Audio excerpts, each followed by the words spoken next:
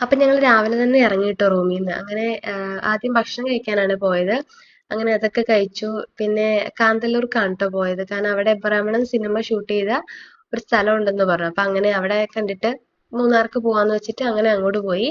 അങ്ങനെ ദേ പോണ വഴിക്ക് നല്ല രസാട്ടോ. ഇങ്ങനെ ചെറിയ ചെറിയ പുഴ പോലെയൊക്കെ ഉള്ളതും പിന്നെ ആകാശമൊക്കെ കാണാൻ നല്ല ഭംഗിയാ. അങ്ങനെ ഞങ്ങൾ അവിടെ എത്തി. കുറച്ച് നടക്കാനുണ്ട് ട്ടോ. അങ്ങനെ നടന്ന് താഴെ എത്തി. ഇങ്ങനെ കുറെ പേരൊക്കെ ജീപ്പിനൊക്കെ വരുന്നുണ്ടായിരുന്നു ട്രക്കിങ്ങിനൊക്കെ ആയിട്ട്. പക്ഷെ ഞങ്ങൾ നടന്നാ പോയത്. പിന്നെ ഞങ്ങൾ താഴേക്ക് എത്തി. പിന്നെ അവിടെ ട്രീ ഹൗസും അതുപോലെ ഇങ്ങനെ ഓലപ്പുരയൊക്കെ ഉണ്ടായിരുന്നു കേട്ടോ. അങ്ങനെ അതൊക്കെ കണ്ടു. പിന്നെ താഴേക്ക് പോകും തോറും ഇങ്ങനെ കുറച്ച് കാറ്റൊക്കെ അടിക്കുന്നുണ്ടായിരുന്നു. തണുപ്പൊന്നുമില്ല, ചെറിയൊരു കാറ്റൊക്കെ ഉണ്ട്. അങ്ങനെ താഴെ ചെല്ലുമ്പോഴുള്ള വ്യൂ ആണ് ഇത്. അത് അവിടെ നിൽക്കുമ്പോൾ ഇങ്ങനെ നമ്മൾ ആകാശത്തോടെ ഇങ്ങനെ മുട്ടി നിൽക്കുന്ന പോലെ തോന്നും.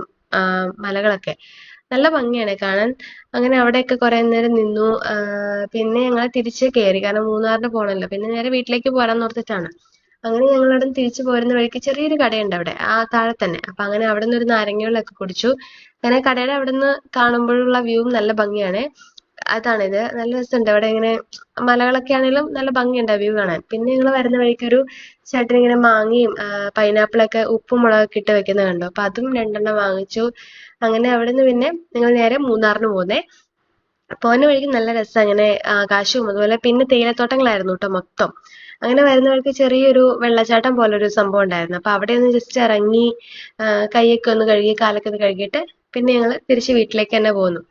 അങ്ങനെ പോകുന്ന വഴിയാണ് ഇത്. തേയിലത്തോട്ടമാണ് രണ്ട് സൈഡിലും. അങ്ങനെ അതിലെ ഇങ്ങനെ പോന്നു. പിന്നെ ഒരു ഡാമൊക്കെ കണ്ടു.